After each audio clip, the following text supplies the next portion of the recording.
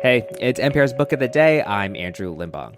Okay, do not get mad at me for saying this, but there are limits to what you can learn from reading. There's only so much information that you can glean from words. At a certain point, doing is the better way to learn.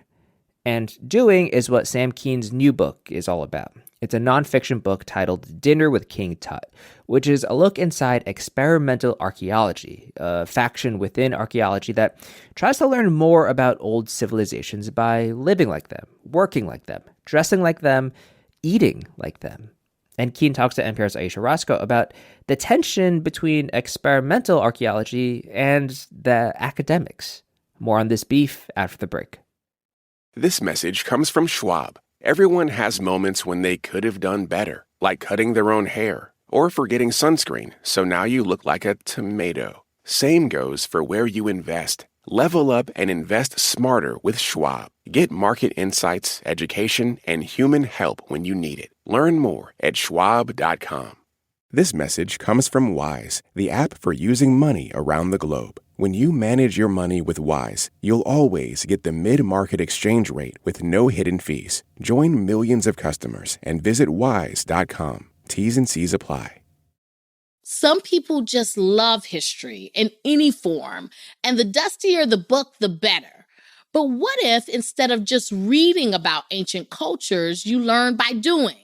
Like hanging out, watching medieval catapults miss and hit their targets. Or maybe snuggling down on a bed of ashes and grass like they made 200,000 years ago. Maybe you could help solve some mysteries about how people lived. It's not reenacting, it's experimental archaeology. And it's the focus of Sam Kean's new book, Dinner with King Tut. How rogue archaeologists are recreating the sights, sounds, smells, and taste of lost civilizations. Sam Kean joins me now. Welcome to the program. Hi, thanks for having me. So you didn't actually sleep in a bed of ash. You talked to someone who did, but you did eat like ostrich eggs and deer jerky and South American guinea pigs and bugs. I ate a lot of stuff. I had a lot of bugs. I had, caterpillars. I had walrus.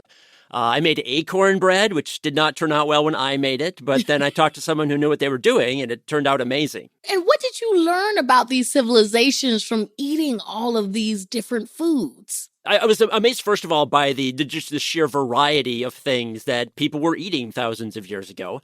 And also just how delicious some of it was. I think archaeology in general does a very good job of what the past looks like. So they can say, okay, we had a site here, there was a wall here, buildings here, there's where the trash pile was, stuff like that.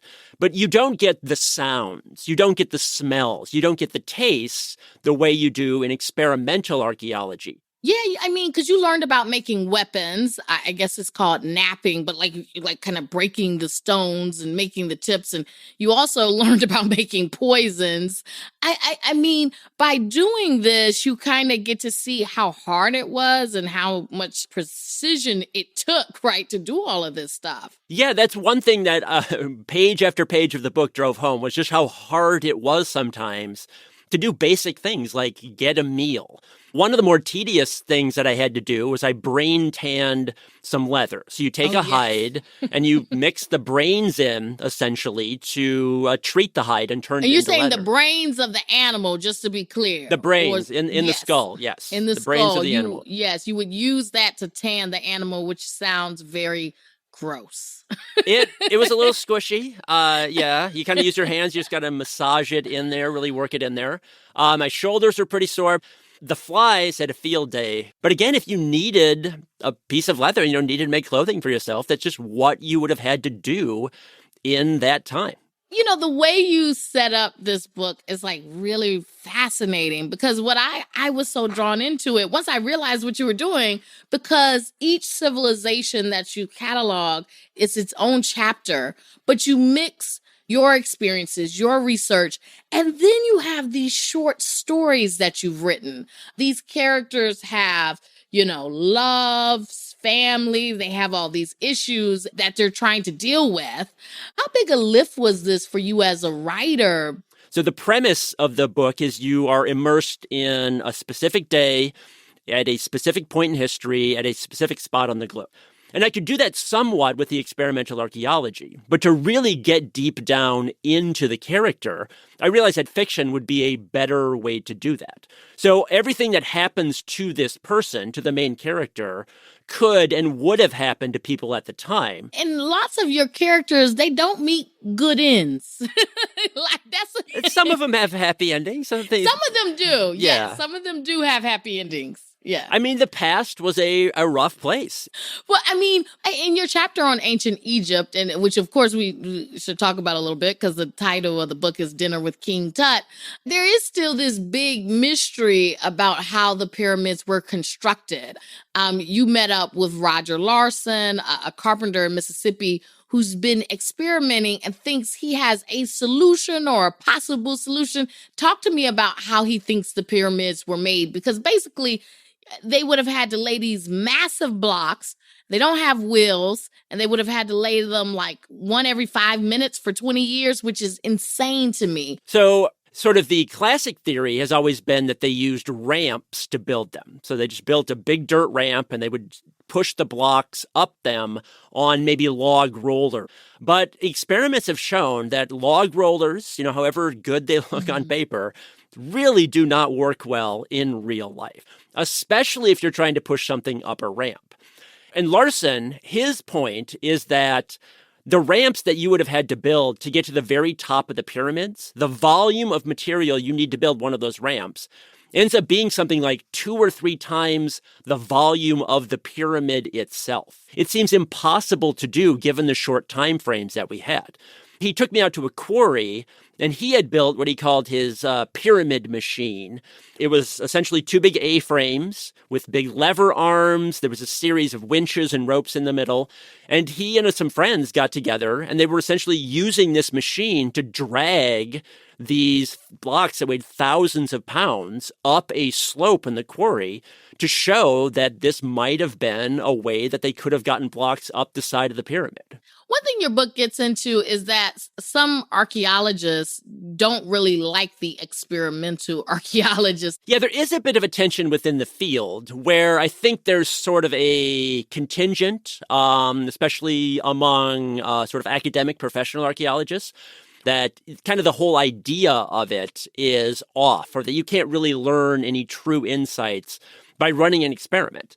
There's some good reason for this skepticism in some cases, because you can do a bad job with some of these experimental archaeology projects. If you're not careful about what you're doing, or, you don't source the right materials, you can produce some misleading results. So there is some justified skepticism. Well, one thing I think is an important point is that in a lot of cases, this is, academics, professional archaeologists doing this work. But one really, I think, interesting aspect of this field is that you have a lot of, indigenous communities, native communities, who to them, this isn't, archaeology. This is actually their ancestry. These are their own people's past. And in a lot of cases, they're the ones who are going to archaeologists, going to the professionals, and they're actually correcting them, and they're actually showing them how their ancestors lived and sort of bringing their knowledge to bear on this. After doing all of this with the book, what ancient mysteries still interests you? I mean, I'm rooting for aliens, helping with the pyramids myself, but are there mysteries that still fascinate you that you'd want to look into? Yeah, I think there are thousands of mysteries. I actually just wrote a story recently about something, they're called the quipus, which are a language, maybe, that the Inca used in Peru. So instead of writing things down on paper, papyrus or whatever, or chiseling something into stone, they actually recorded information on knotted strings. So they would tie a knot into the string to encode information. And we know how to read some of them. Archaeologists, anthropologists know how to read some of them. But there's a swath of them that we just don't know how to read these things. And so I think that'd be a fascinating mystery to sort of get at this lost language of the Inca Empire. That's Sam Kean. He's the author of the new book, Dinner with King Tut. Thank you so much for talking with us today. Thank you for having me. And just a reminder that signing up for Book of the Day Plus is a great way to support NPR's book coverage and public media. And you'll get to listen to every episode sponsor-free. So please, go find out more at plus.npr.org/book of the day.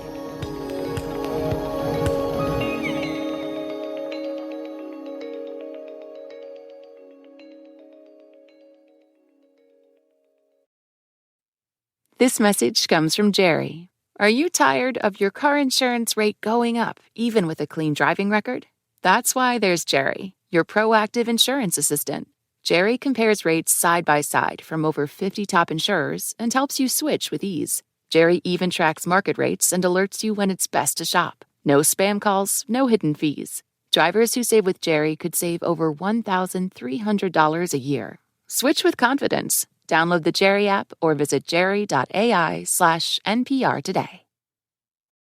Support for NPR and the following message come from IXL Online. Is your child asking questions on their homework you don't feel equipped to answer? IXL Learning uses advanced algorithms to give the right help to each kid, no matter the age or personality. One subscription gets you everything. One site for all the kids in your home, pre-K to 12th grade. Make an impact on your child's learning. Get IXL now. And NPR listeners can get an exclusive 20% off IXL membership when they sign up today at IXL.com/NPR. This message comes from DSW. Where'd you get those shoes? Easy, they're from DSW. Because DSW has the exact right shoes for whatever you're into right now. You know, like the sneakers that make office hours feel like happy hour, the boots that turn grocery aisles into runways, and all the styles that show off the many sides of you. From daydreamer to multitasker and everything in between, because you do it all in really great shoes. Find a shoe for every you at your DSW store or DSW.com.